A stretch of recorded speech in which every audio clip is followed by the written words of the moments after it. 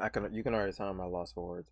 Um, I don't even know where to begin. Like, I never usually know where to begin when it comes to talking about just anything really. Um, gonna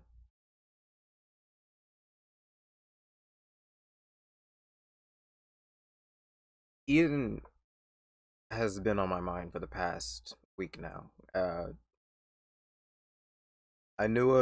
first knew of Eden uh around the time where what I understand, around the time Eden was basically deported back to Saudi, and seeing like all of the tweets that she was posting about how just depressing, like having to grow out a beard and all this and that and the other regarding her. I don't know if it was forced detransition at the time. I'm talking about this is like a month before she passed. Um, a lot. I don't. I'm trying to cover a lot of things regarding this. Um, like that's how I first heard about her, and like I think I was following her beforehand. I don't remember. I will admit my interactions with her were like very minimal, like very minimal. But I have interacted with her once or twice. Um, but it didn't make it any. Um, it didn't make her passing any less devastating on my end. I know plenty of people have already covered this before, and plenty of big organizations have covered this before. Thankfully, and like it as tragic as this is, I'm glad that it was Eden that kicked off all of this. If it was going to be somebody, I'm glad it was a woman of color that's getting all of this attention, because especially someone from like Saudi Arabia, Middle East, people talk about it a lot, but people don't really talk about it as seriously as they should. Because usually when conservatives talk about like the transphobia from brown people, they're always doing it from an anti from a Islamophobic perspective, just to, oh look, this the Islams, the brown people are super not woke and they want to kill, and they throw gay people off rooftops, and then they just leave it at that and don't even talk about it anymore. But like, this is actually serious and affects real people. I I'm rambling. Um, yeah, her. So with that being all said, like her passing, it affected a lot of people, plenty of people more than me. Like I did have like major, like I'm being dead serious, major depressive episodes because of what happened. And for a few reasons. Um one of the reasons is because Eden is close to a lot of people that I'm close with.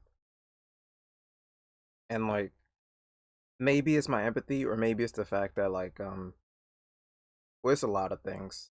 But that did contribute to my to the depression that I went through after she passed. Another reason is because her experience is not too far off from my own.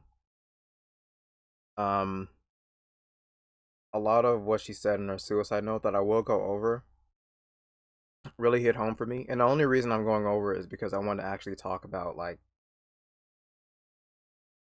I don't want to make this about me. Like, and I was going over and over in my head like, should I even make a video about this? Because like, if I do, I my only options are to just say the same things that everyone else has been saying, or just say what how it affects me. And since I'm a small channel, I was like, it's not worth me saying anything because I'm a tiny channel. Nobody's really gonna fucking listen to my video. Or if I do talk about it, then people are gonna think, oh, you're just why are you making Eden's suicide about you? This is about her. Blah blah blah. I It's probably not even true, but that's just those are just those thoughts that I get. Those negative thoughts. It's not really good at all. So yeah, go over the two reasons again. One, because like she's close to a lot of people that I'm close with, including my own partner. Like my own partner is way closer to Eden than I was. Like I wasn't really that close to Eden, fortunately, but I knew of Eden. Eden was a wonderful person. It's just, and that's another reason. Like Eden is a unique and valuable human being that has just been stolen from us, from all of us, even. And three is that we share similar experiences, only hers are much worse than mine. Um, but not even getting into the what happened to Eden is what Republicans want to happen to every trans person in the fucking country. Um, what else? What else was there? I was thinking of. Twitter was another one. Oh Jesus. Maybe this will come off as insensitive or whatever because I never really got to know her, unfortunately. Like that's just it. That's one of the reasons why I was so like down after she passed, is because I knew of her, but I never really got the chance to actually know her, and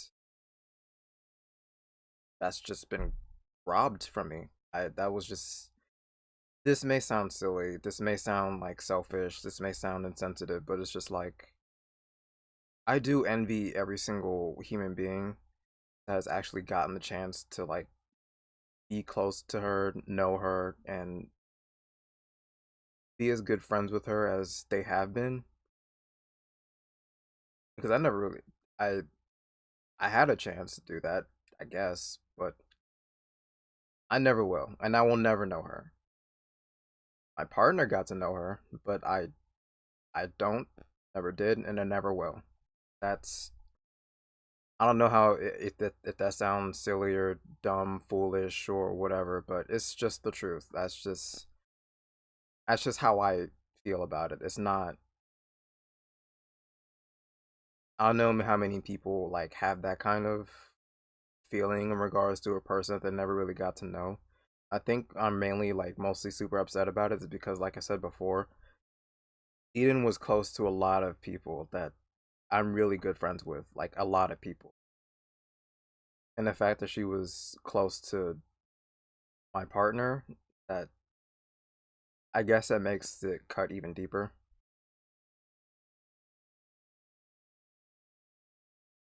So what I've decided to do in regards to this video, I decided to make this about I want to take this opportunity to talk about like how destructive transphobia as an ideology is, how harmful it is to people, and how fatal it is. Because I tweeted this before, and of course it just did numbers, I guess. But like I didn't tweet that for it to get a bunch of fucking clout. It's the truth, and that's what I felt at the time. I wrote in all caps, transphobia kills, and it does. It kills people. It is a weapon used to murder a marginalized group. There's no ifs, ands, or buts about it. There's no way around it. There's no other way to slice it. That's just what it is. It kills people. Racism kills people. Just does. Racism as an ideology is fatal. Transphobia is fatal. Homophobia is fatal. Xenophobia is fatal. Every single form of bigotry is fatal. Islamophobia is fatal. Uh, hell, Islamophobia is fatal. Hell, there are some places in the world where Christians have been persecuted for their own beliefs. That's fatal as well. It's every kind of bigotry towards uh, a faith, belief, uh, someone's skin color, someone's sexual orientation, gender, all of that shit. It bigotry of all shapes and all forms kills people. It's fatal. That just went off on a tangent there.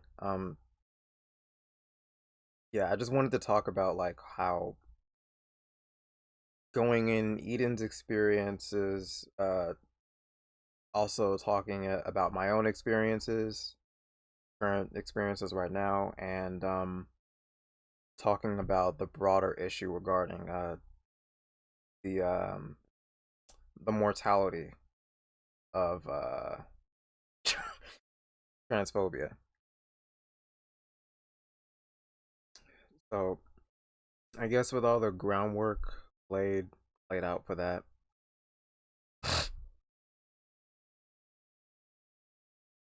sinuses. Sorry, I'll go over Eden's final message like I said I would, and just do my best to talk about the issues at hand. Hi, if you're reading this, I've already killed myself. I have given life every opportunity. I have given myself every chance to get better, but I couldn't do it. I wasn't strong enough. I don't think there was a universe where I was ever strong enough to survive this. Why? Sometime in the summer, I was contacted by Ako. Fuck do you say this name? Akaliko, cybersecurity guy through an IRL friend who claimed he was a fixer and wanted to fix the issue that was between me and my parents. I thought this was impossible. I'm transgender, and they are strict conservative Muslims. But I decided I would give it a shot because it can't hurt, right? LeMayo. Alright, right off the bat, this last sentence, I'm transgender and they are strict conservative Muslims. That hits for me. Obviously, the Muslim part doesn't like necessarily land. Yeah, I don't have the same experience, but like again, it's an Abrahamic religion. They're like not really. My mom is a Christian, like a strict conservative Christian. Not really strict, but she's a conservative Christian. She is anti LGBT just by virtue of it being sinful. Like she's one of those loving type Christians. Like and she should generally practice what she preaches. She is a loving person, but the beliefs that she holds are evil. Whether she wants to believe that or not, they're just evil. But that's one thing that I can relate to her on. Is it's not fun. And another part is like from what I gather here, it seemed like she wanted to have a good relationship with her parents because she loves them. She loved them. I love my mother currently. I currently have a good relationship with my mother, but it's on my end is complicated. On her end is not as complicated, but she probably does have thoughts on her own that she doesn't tell me. So moving on. Over the next couple of months, I have called Michael Palico on his Michael I don't know Palico on his associated and his associate Ellen. These calls seemed innocuous and honestly pretty helpful. It it mainly question it was mainly questions about my safety and whether I had my needs met at the place I was staying at. Towards the end of my stay at my friend's place, I had witnessed a traumatic event and was already in a bad place mentally. Michael took note of this and decided to push me to leave Georgia and move back to Virginia. Michael and Ellen, along with a Saudi lawyer named Bader, met me at a train station. I was taken to a hotel and allowed to experience DC. I think it was Washington, D.C. I genuinely was optimistic and believed this could work. God, I wish I wasn't so fucking stupid. I really do believe that she was held hostage by her own love for her parents on that front.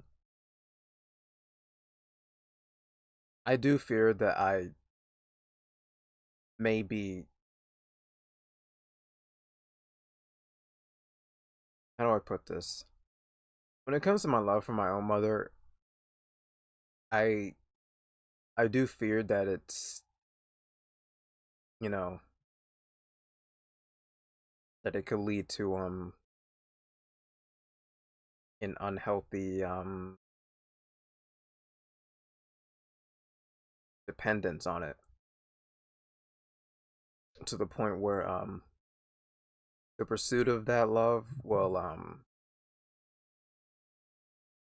cause me to harm myself in the long run. I do fear that. And I don't know. All I can say is I can relate to this to a degree. At this point, the only person in that group I was in contact with was Bader, the Saudi lawyer. Bader, throughout the entire time, in this weird way, tried to get me to detransition.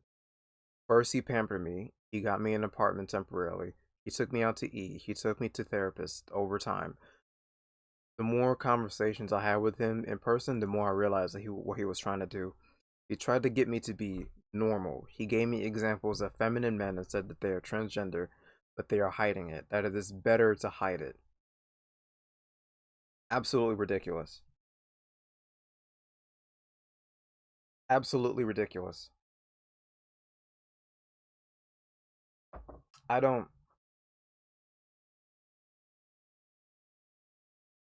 The sad part is people genuinely believe this garbage.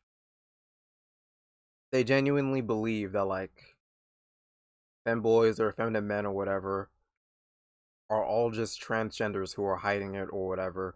Or, I'm gonna tell you straight up, being a femboy isn't enough. If it was that easy, I would just do that. But it's not that easy for me and other trans women. It's not that simple. It's about how we internalize our identity, how we want to present ourselves, how we want to be seen, how we want to look, this, that, and the other. And they're saying that being a femboy or effeminate is the same as being trans. It's just not. They're all gender nonconformity, by the way, but it's not the same shit. But like, the conservative mindset is just they all have to be necessarily the same because it's all subversive. Like, it's all outside of their standards that they want everyone to live under. So continuing on, told me stories personally about people he knew that successfully hit it. Repeated constantly that I can just hold two lives. He lied. That's a lie. He doesn't believe that. He what he's trying to what I feel like what he was trying to do there was compromise. I don't know this for certain. I know a lot of conservatives who just do this shit. They do this dishonest compromise shit. Just like they do whenever, like, I was told, why can't you just be a femboy instead of just identifying as transgender? They don't like femboys either. They don't like gender nonconformity in any fashion. They're trying to compromise, trying to push it back just a little further, and then even further, and then even further, to the point where now you have to be fully masculine. You have to live by the standards that we say what masculinity is. You must, because it makes me feel comfortable. The female me and the male me constantly said I look like a man, always talked down on my appearance, bought me masculine clothing, and tried to throw away all my feminine clothing. At every step of the way, he tried to detransition me. I had a breakdown over this and bombarded Michael Palico and Ellen with texts about what was happening. They did not respond. They don't care. They did not respond because they didn't care. I don't know this for certain. I really think that they just enjoyed this. They enjoy suffering. Fuck them. I did not realize fast enough what was happening because I'm fucking stupid. Eden, you're not stupid. You weren't stupid. I could have easily fallen for this. I'm gonna be straight up. Before I go further, I'm just gonna be straight up. If I was born from the wrong family, this same could have easily happened to me. Like like I said before, it's like you're being held hostage by your own love for your family. Because we want to be connected to our family. It's that's your family. That's mom. That's dad. That's despite how bigoted they are. And I know plenty of queer people feel this way about their own families. As much as destructive as their family members' ideas and beliefs are, a lot of us want to hold on to this idea that they might change, that we might reconnect with our family members or something, and it's we're held hostage by that.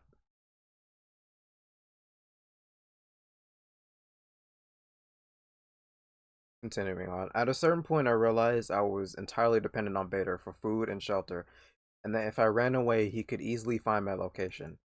And since I was illegal, I would not have just been deported to Saudi. I subconsciously gave up.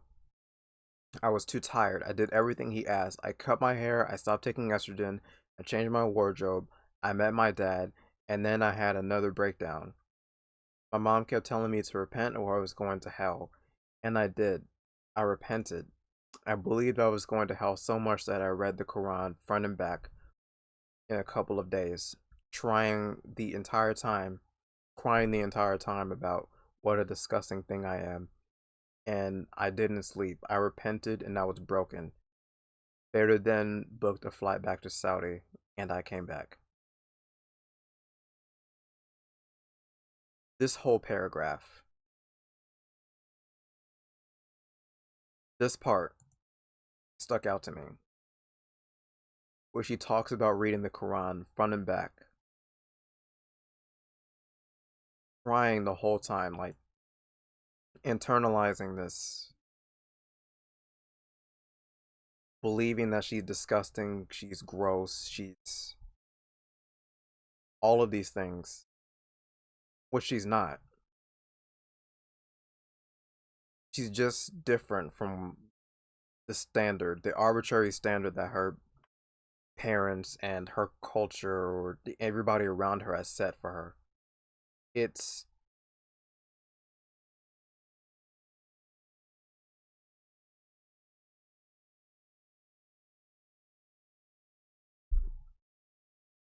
I'm trying not to be insensitive to this. And I feel like I'm being insensitive by talking about my own experiences, but I'm gonna ward that part of my brain off because it's probably just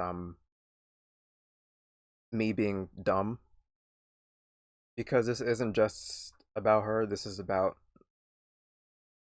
all trans people. Because not all trans people obviously like are indoctrinated into Islam. Most of us in America are indoctrinated into Christianity. How many of us had this experience where we read the Bible, internalizing that we're disgusting and subversive because we want to express ourselves differently from what society tells us to.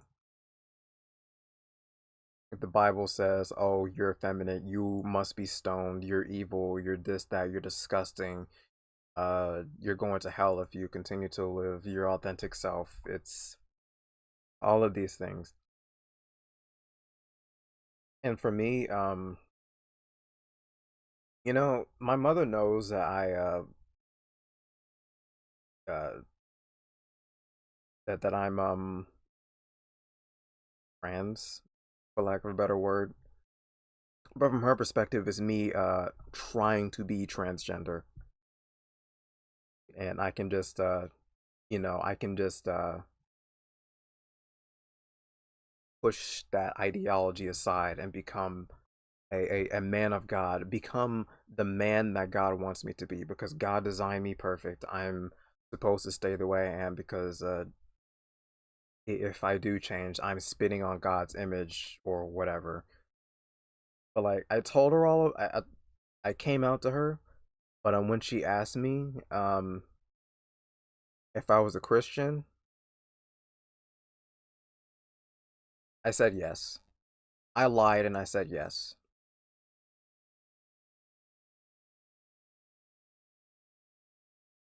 That was probably a mistake on my part. Only reason I told her yes was because it was already bad enough, like having a child that came out as trans, and then for them to also come out and say that they're an atheist at the same time. It will. I felt like if I did that, it would break her. It would completely destroy her mentally and emotionally. My mom is a very self-deprecating person. Uh, my mom is very deep in Christianity.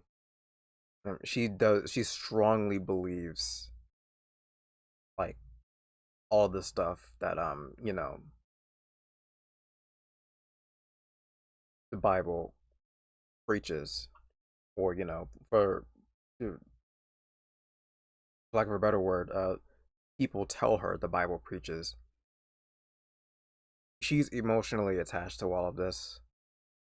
Um, and she loves and cares about me so much that like I know for a fact that the thought of me going to hell for being an atheist,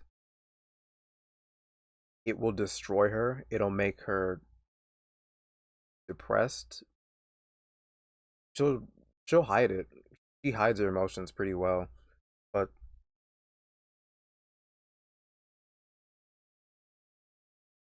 she has OCD just like I do.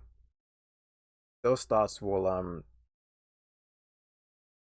plague her mind for years and years and years and years to come. Just the thought of her own child, a child that she loves dearly, like burning in hell, suffering for all of eternity, it'll fuck her up. I didn't want to do that to her. So I just caved in and said, yeah, I'm still a Christian, even though I'm not. So with that, she asked me if I wanted to meet with her weekly about so that we could both study the Bible together. And I said, yeah, sure. Probably another mistake. And so weekly we would read the Bible. I didn't necessarily talking about like transgender shit, just like in general. And like all the things with the Bible, seeing how much joy this gives her. Like I mean it. She's like really attached to this stuff. She's so deep in this religion that it's just she has trained herself to feel joy in all of the toxic ideology that uh, the Bible preaches. Like when it come like one of the things that she was talking about that we discussed like a week ago was Abraham and I think it was Abraham and Isaac, his son Isaac, and God told Abraham to sacrifice his son, and like she talked about it like she was like Abraham was probably suffering, Abraham was probably crying, he wept, he did this, that, and the other, uh anxious, upset and mad. I got, why would you do this? But then she smiled and she was like, well, Abraham was faithful. Abraham did what God told him to do. He was obedient. Abraham trusted God. Blindly trusting God. This entity that does not exist, that'll tell you to kill your son, she framed that as a good thing because having blind faith in God is a good thing. And then the ram in the bush thing happened. So it was just like, so that means God is good and he wouldn't, and all this shit. It, I don't,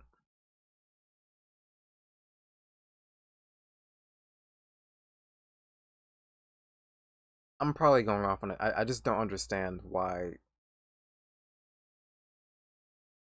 people make themselves comfortable with this type of shit. Being comfortable with a God that'll tell you to kill your son and then pull a 180 and then like pull a ram in the bush and say, no, kill that instead. Putting Abraham through all of this emotional trauma and turmoil for what? Just to make a point. But it's a good and wonderful thing because God,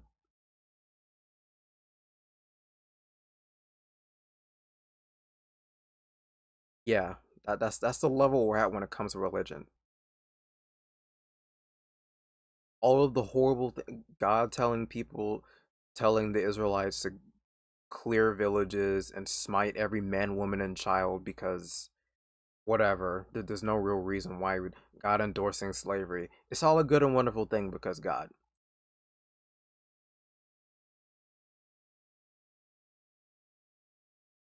It's always the point of this stuff. And if you can just blindly trust God for whatever arbitrary reason without having needing an answer other than just trust God, then you can just justify literally anything. And that's how she justifies her transphobia. And her internalized transphobia as well. I haven't even gotten into the fact that she essentially came out to me as a trans person, but she decided to repress herself because Jesus.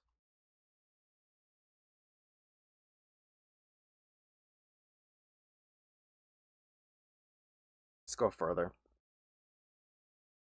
Continuing on with this, the first month was fine, okay even. I was on edge the entire time. I was treated like I was going to run away, run at any second by my family. Sorry, I think I read that wrong. I was on edge the entire time, but I was treated like I was going to run at any second by my family. Then came the second month. At this point, I was subjected to daily searches of my belongings. My mom searched all of my electronics whenever she got the chance. My mom will never do this to me. Like that's one thing that I'm glad that my mother will never do. My mom respects privacy, which tells me one thing about Eden's family is that they're not like my mom in a sense that they're like in the sense that my mom is anti-trans because she cares about me. These people are anti-trans because they care about standards and nothing else. They only care about control.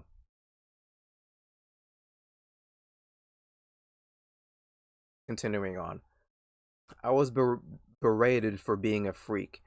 When my mom found out my private photos, my dad called me a failure and an abomination. I was told that Michael, Ellen, and Beta were actually all specifically hired to get me back, and that there was no escape from my situation. I was destroyed, but I wanted to keep going. After the first time they found my HRT, it was traumatizing, but I didn't want to stop. I didn't want to live if I couldn't transition. Then the second time came. After that, I took a month break off HRT and then got back on it. They have found my HRT again, and I'm done fighting. I wasn't always good or even a decent person at times. I was a fucking asshole and a disgusting human being. No, you're not. Eden, you were not a disgusting human being at all, by any capacity. But there were times I feel like I was good. I don't understand why I was given this life with these circumstances. Every day hurts, every second stings. I've tried killing myself in the past, but every single time I was holding on by a thread somewhere deep inside me. I think that's why I survived them. This time I'm done. I'm tired. Message to the people I love. To all my friends, to the people I chose to be my family, to my girlfriend, to everyone who has shown me kindness in this life. I sincerely thank you. I made an unbearable existence bearable at times. I am deeply sorry I have disappointed you all. I wish things were different. I wish this message was a message about how I won, how I escaped and built a successful life, how I managed to get FFS, SRS, facial feminization surgery, and sexual reassignment surgery. That's what they'll stand for, to those that don't know. And I beat my dysphoria. I wish I was speaking to you about how proud I am of myself to have done the impossible. But that's not my reality. I wish this world wasn't so fucking comically cruel. I am actually laughing writing this sentence. It's ironic. It's ironically ridiculous how bad my luck has been the past couple of weeks. Someone just walked past my car and glanced at me. I wonder if they know I'm going to kill myself. I wonder what they would think about me if they knew who I actually was. I wanted to be a leader for people like me, but that wasn't meant to happen. I hope that the world gets better for us. I hope our people get old. I hope we get to see our kids grow up to fight us. I hope for trans rights worldwide. Goodbye.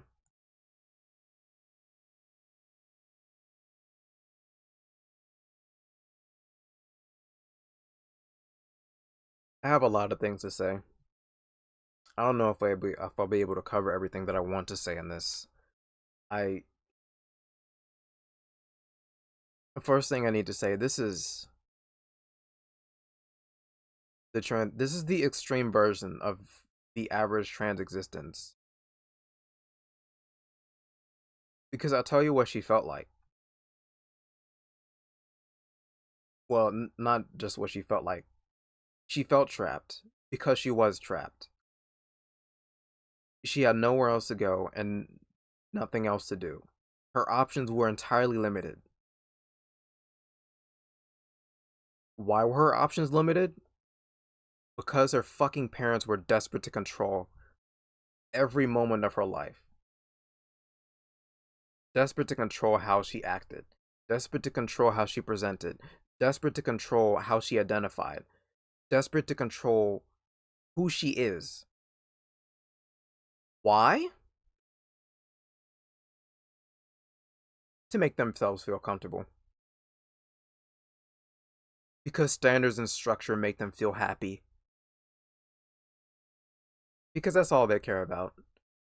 Their own happiness. Their own little perfect little boxes that they want to fit everybody in. They never cared about their child. I'll just say that. They never gave a shit about their child. They only give a shit about the standard that they wanted their child to live under. And that's what a lot of conservative parents here in America want to do. Every time they call like a teacher who just says anything positive about the LGBT community whatsoever, every time these white conservatives see that and call us a groomer for just saying gay people are cool or just nothing or saying that there's nothing wrong with being trans, they say that because they want total and full control over their children's lives. They don't want their children to self-actualize. They think children are these moldable little pieces of clay that they can form and shape into whatever they want to because in their eyes they're gods over their children's lives and God is over them, so God directs them to direct their children on how to live because that's all these people care about. It's top down structure, a little structure where everybody fits into their neat little boxes and behaves the way they're supposed to just because. There's no real reason. It doesn't make society any better. It's just because. They like structure. That's all they care about.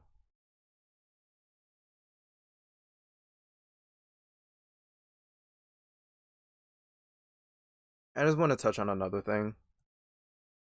The two investigators, the two white I'm gonna say it straight up. I feel like part of this, of course they were paid to do this, but I feel like part of it was motivated by their racism.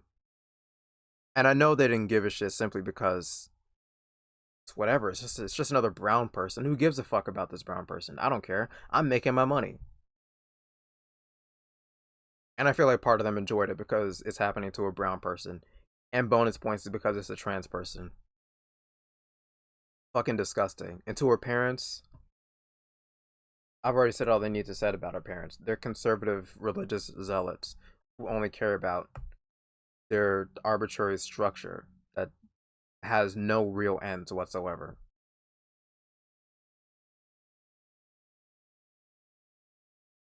And of course, to rub salt in the wound, they buried her under a dead name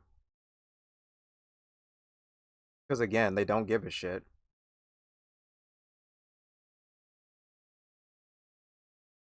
It's disgusting. Even in death, they're still unwilling to respect her chosen identity. They don't care. They never cared about her ever. They never have. They only care about the idea of her, the idea of what they want her to be, what she's supposed to be. This is the trans experience in a nutshell, right here. Even in death, you will never be respected. And I've had my mother tell me too. Like when I first came out to her, she with pain in her eyes, just almost on the verge of crying. She held my face. She just looked me straight in the eye and she said essentially, I will never call you anything by anything other than the name I gave you. Because you are, because you, me, I am precious the way I am. And God made me perfect. And she did all of these. And I know what she was trying to do. She was trying to make me feel comfortable as I am. Because in her eyes, that's how God made me. I'm perfect the way I am, I guess.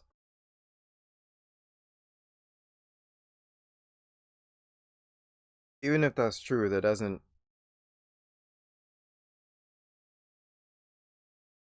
She, she and many other religious zealots are just obsessed with this idea that, like, if you change your appearance, you change how you present in society, then somehow you're rejecting who you are. When self actualization and self expression is trying to be who you are, that's. But they don't want to see that. Anybody does any other self actualization or self expression in ways that aren't in relation to being transgender is perfectly fine. Then that means you actually are self actualizing or like expressing yourself the way you are. But the moment you carry that over to being trans, somehow you're rejecting yourself. It's remarkable how conservatives will flip that. And again, they made up their minds at this point. All of them have made up their minds at this point. This isn't an isolated issue. This is an extreme example of what the trans experience is in America or just everywhere even. Like I've already covered the trans experience in Japan. I haven't gone in depth, but I just cover like the what's written in the laws regarding trans rights going on in Japan. We've already people have already covered trans rights in China. The Middle East is obviously bad. And this is an extreme example of that.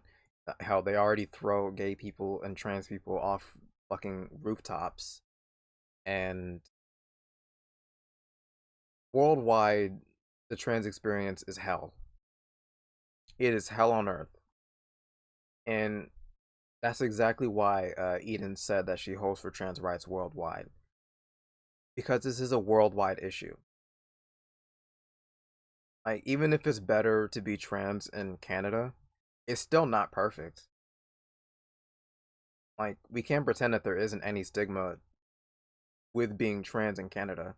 I don't know what it's like to be trans in Canada, but obviously it's better than here in America where they're doing everything in their power to force detransition people. They want more Edens. They do, which is why this is about all of us. Because what happened to Eden is what's going to happen to trans people all over the country if conservatives get their way.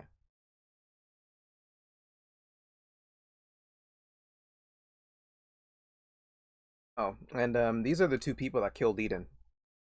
Oh yeah, I'm using extreme language here. They killed her.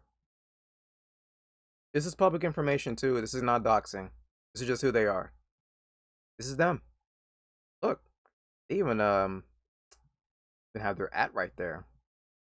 Probably have a public email as well. Ooh, they have public phone numbers as well. I'm not gonna tell you what you should be doing. You already know what you should be doing. You already know. You said it time and time again. I'm not gonna repeat it. And before I end this off, I just want to make it really clear, um, the enemy that we're fighting here. Because after I learned of like pretty much like almost like 15 minutes after I read Eden's goodbye note, I see this. And then if anybody, well, what I saw afterwards was the video. You know the video that was floating around like around the same time of there was a table full of women and this one dude asking the fucking stupid ass what is a woman question, and all the women were just being honest. They pretty much every single one of them except for one gave answers that were akin to us being supportive of trans rights, trying not to be exclusive of trans women. And of course, people on the right are mad at them, and they framed it as the trans people, the trans community, and all the activists, quote unquote, bullying them into falling in line with this trans ideology. Because yeah, no one can really support trans rights. You can only be forced to support trans rights because yeah, we have all the power, right? Yeah, Eden had all of the power, right? Seeing that pissed me off so much. Seeing all the choices and options being taken away from Eden and other trans people like Eden, framing us as the ones that control the narrative and forcing everyone to bend to our will or whatever, which is not actually happening at all in any capacity. No one's arm wrestling people into supporting trans rights. You have every option not to. And there are so many right-wing pundits and figures and so many supporters that are backing this anti-trans movement freely, and all the backlash that they get, it doesn't even matter in comparison to all the support they get from other people, from other like-minded individuals. So this whole thing with like people with like trans people forcing everyone to fall in line with into agreeing with us is fabricated, it's false. But that's how dishonest they are. And that's what pisses me off about this whole thing. Is no matter how many people like Eden like suffer as a result of anti-trans religious zealotry or anti-trans legislation or anti-trans movements or anything, no matter how many people suffer or die as a result of that, we will always be framed as the bad guys. We'll always be framed as the villains. We'll always be framed as the fascist regime that's forcing everyone to bend to our will. And like this picture that I'm showing you right now, like pretty much right after, one woman showing solidarity for a trans woman, and another like TikTok where they were just like being silly and being happy. That is framed as the fall of civilization. Every trans happiness is an affront to them. I need you to understand that this is the enemy that we're fighting here. Because they don't give a shit about anything. This is why I said that there is no such thing as a misunderstanding. They know exactly what they're doing. They don't care. They like suffering. If a trans person isn't suffering, then then something is wrong in society in their eyes. That just is what it is. Like I already said before, they want more Edens. This will keep on happening until the trans community gets to we get fed up. And I'm already fed up at this point. We're at this point now where people have just made up their minds for the most part. I know normies is still a thing. Like the people that are on the fence are just they're just gonna be on the fence. But the people that have chosen a binary decision, and the binary is you're either for trans people or you aren't. If you're for trans people, then you're locked in that position. If you're not for trans people, then they will never be moved from that position at all. Everything has become so polarized to the point where like if you've chosen your side, you're on that side. You're just stuck on that side forever. Nothing will move you from that. And the people that are on the fence, they'll choose their side at some point, or they won't. They'll just sit on the fence forever. Who knows? Normies are gonna be normies. What am I supposed to say? Yeah, I wanted to cover as much as I wanted to with this. This is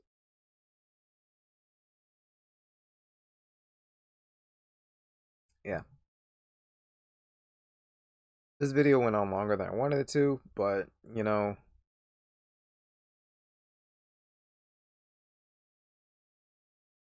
I have a lot to say. I always have a lot to say, and yeah, we need justice for Eden. We need justice for the trans community in general. This can't happen again. This can't happen again. And unfortunately, it will happen again. Here's to a better future. You know what? Since I don't want to end off on a bleak note or just like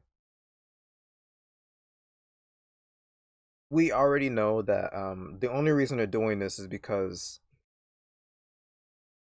America is already getting better in regards to support of trans people or trans rights. The only reason they're fighting so hard is because we are getting better. We're getting more support. We're getting more recognized. So this is a cat getting corner kind of situation. Conservatives are in a corner and they're scratching, or they feel like they're in a corner and they're scratching because they're not really losing anything. They're only losing their disproportionate power. Yeah. But yeah. This is only a sign of things getting better. As morbid as that sounds, all of this, the polarization, all of this rage that the conservative, all the fighting that the conservatives are doing to roll back trans rights, this is only a result of things getting better in society. That's just how the pendulum swing works. It always swings much farther to the left than it does the right. We do win in the long. We will win in the long run.